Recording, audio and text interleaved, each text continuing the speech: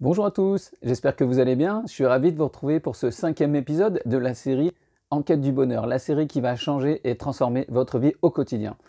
Je suis Joseph Sfamixé et j'ai créé la chaîne Inspiration TV, la chaîne qui vous inspire et qui vous motive à passer à l'action.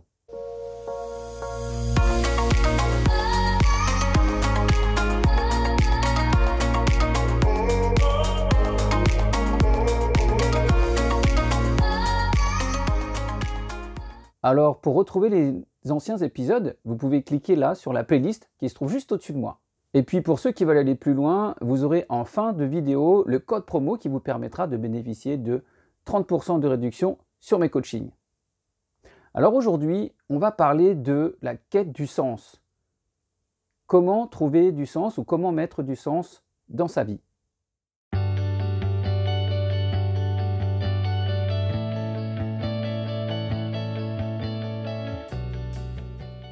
Alors avant d'aller plus loin dans la quête de sens, ce que je vous propose, c'est déjà qu'on définisse le mot.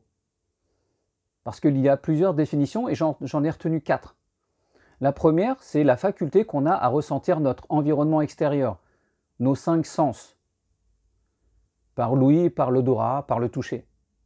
Et je parlerai même de 6e sens, c'est notre intuition. On a aussi une autre définition qui serait la direction. Dans quel sens je vais?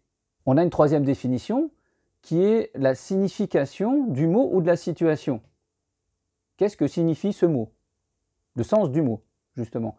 Et puis on a une 4e définition, c'est la perception qu'on a d'une situation ou d'un mot par rapport à nos valeurs et par rapport à notre culture, notre éducation. Par exemple, ce qui fait sens pour moi ne fait pas forcément sens pour vous. Alors pourquoi aujourd'hui on a besoin de sens dans notre vie? C'est surtout qu'on se rend compte que la société, que le regard des autres joue beaucoup en fait sur la façon dont nous on réagit. Est-ce que vous savez ce que c'est que l'identité et la personnalité? J'en parle souvent dans mes formations. L'identité, c'est vraiment qui vous êtes au fond, ce qui vibre en vous. C'est un peu votre enfant intérieur. D'accord? Et puis la personnalité, c'est la carapace que vous vous créez en fonction de votre culture, en fonction de votre religion, en fonction du regard des autres, en fonction de votre environnement. Ce qui se passe, c'est que plus vous êtes dans la personnalité et plus vous vous éloignez en fait de qui vous êtes à l'origine. Je m'explique. Il y a des gens qui sont foncièrement gentils, voilà, mais quand ils évoluent dans un certain environnement, ils se créent une personnalité pour justement pouvoir avoir une place. Parce que c'est important aussi de trouver sa place, sa juste place aujourd'hui dans notre vie. Et souvent, on se rend compte qu'on n'est pas forcément là où on doit être. Pourquoi? Parce qu'on laisse plutôt parler notre personnalité et on n'assume plus qui on est. Pourquoi? Parce qu'on a peur du regard des autres.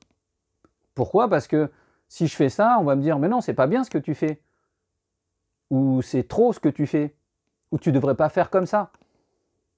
Et donc vous voyez qu'à force de suivre ce que disent les autres, à force de regarder ce que nous demandent les autres, eh bien on finit par se perdre, on finit par perdre son identité. Et donc quand on perd son identité, on perd son alignement, et quand on perd son alignement, ce qu'on fait, ça n'a plus forcément de sens. Ça a du sens pour les autres, mais ça n'a plus de sens pour vous. Ça vibre peut-être chez les autres, mais ça ne vibre pas chez vous. Allez, c'est parti pour les exercices. Alors, ce que je vous propose déjà dans un premier temps, c'est de se pencher sur la question, c'est qui je suis réellement. D'accord? Je parlais d'enfant intérieur tout à l'heure, c'est j'écoute mon enfant intérieur. Comment je fais ça? Eh bien, on va partir du principe de cette idée de personnalité et d'identité. D'accord? Qu'est-ce qui vous fait vibrer au fond là? Qui êtes-vous vraiment? Alors, vous allez prendre un cahier et puis vous allez faire une liste de vos valeurs, ce que vous êtes vraiment. D'accord? Et puis, dans une première colonne et dans la 2e colonne, vous allez noter ce que vous ne faites pas, ce que vous ne pouvez pas être à cause du regard des autres, à cause de la culture, à cause de la peur du jugement des autres. D'accord? Vous avez qui vous êtes vraiment et puis tout ce qui vous bloque, tout ce qui vous empêche d'être qui vous êtes vraiment. Ça, c'est le premier exercice. Ça va vous permettre de plus vous concentrer sur votre identité, qui vous êtes vraiment. Le deuxième exercice, vous allez vous imaginer que vous avez une baguette magique. D'accord? Avec cette baguette magique-là, qu'est-ce que vous feriez qui vous ferait vibrer en fait? Qu'est-ce que vous feriez si vous n'aviez pas de blocage? Qu'est-ce que vous feriez s'il n'y avait aucune limite à vos envies? Prenez le temps de vraiment réfléchir à ce que vous feriez si vous aviez la possibilité de tout faire. Vous allez voir que la question, elle paraît simple, mais elle n'est pas si simple que ça, parce qu'au final, on se rend compte qu'on a de plus en plus de mal à rêver, parce qu'on nous met dans des cases et qu'il y a des contraintes.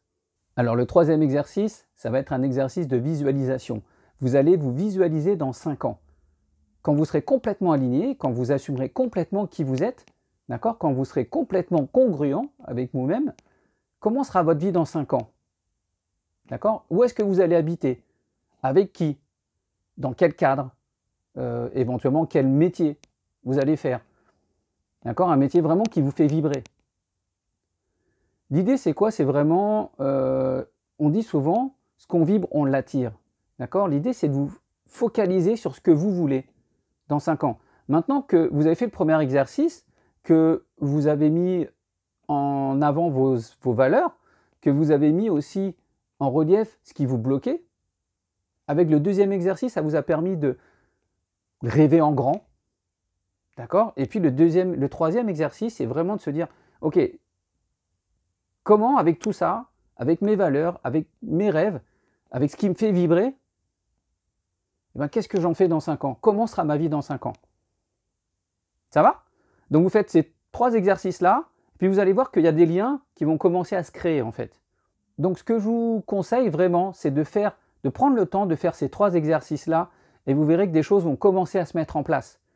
Et puis c'est surtout que ça va commencer à prendre plus de sens, puisque là vous allez y mettre vos valeurs, vous allez mettre aussi les blocages que vous avez, vous allez en prendre conscience, et puis vous allez aussi commencer à rêver, parce qu'on a tendance à plus rêver maintenant. Voilà, une fois que tout ça, ça sera fait, vous verrez que les choses, quand vous les mettrez en place, commenceront vraiment à prendre plus de sens. Alors si la vidéo vous a plu, surtout partagez-la, mettez un petit pouce bleu pour m'encourager, et puis vous encourager, et puis surtout n'oubliez pas de mettre les petits commentaires en dessous pour nous montrer aussi ce que vous avez fait. Là, je vous mets le code promo qui va vous permettre de bénéficier de mes 30% de réduction. D'accord?